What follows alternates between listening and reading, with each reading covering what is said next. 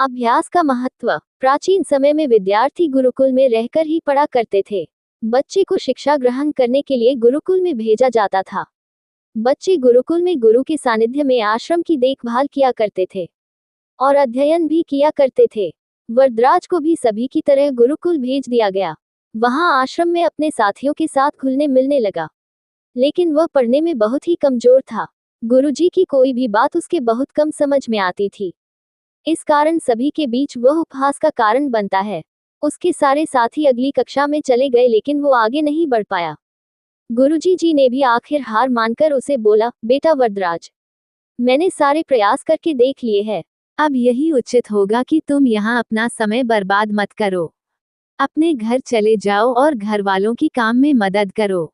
वरदराज ने भी सोचा कि शायद विद्या मेरी किस्मत में नहीं है, और भारी मन से गुरुकुल से घर के लिए निकल गया। दोपहर का समय था। रास्ते में उसे प्यास लगने लगी। इधर उधर देखने पर उसने पाया कि थोड़ी दूर पर ही कुछ महिलाएं कुएं से पानी भर रही थी। वो कुएं के पास गया। वहां पत्थरों पर रस्सी के आने जाने से निशान बने हुए थे, तो उसने महिलाओं से पूछा, ये निशान आपने कैसे बनाए? तो एक महिला ने जवाब दिया, बेटी, ये निशान हमने नहीं बनाए। ये तो पानी खींचते समय इस कोमल रस्सी के बार बार आने जाने से ठोस पत्थर पर भी ऐसे निशान बन गए हैं। वरदराज सोच में पड़ गया। उसने विचार किया कि जब एक कोमल से रस्सी के बार बार आने जाने से एक ठोस पत्थर पर गहरे निशान बन सकते हैं, तो निरंतर अभ्यास से मैं विद्या ग्रहण क्यों नहीं कर सकता। वरदराज ढेर सारे उत्साह के साथ वापस गुरुकुल आया और अथक कड़ी मेहनत की। गुरुजी ने भी खुश होकर भरपूर सहयोग किया। कुछ ही सालों बाद यही मंदबुद्धि बालक वरदराज आगे चलकर संस्कृत व्याकरण का महान विद्वान बना, जिसने लघु सिद्धांत कौमुदी, मध्य सिद्धांत कौमुदी, सार सिद्धांत कौमुदी, गीर्वाण पद मंजरी की रचना की।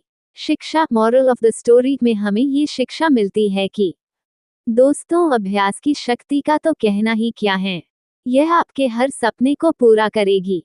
अभ्यास बहुत जरूरी है, चाहे वो खेल में हो या पढ़ाई में या किसी और चीज में।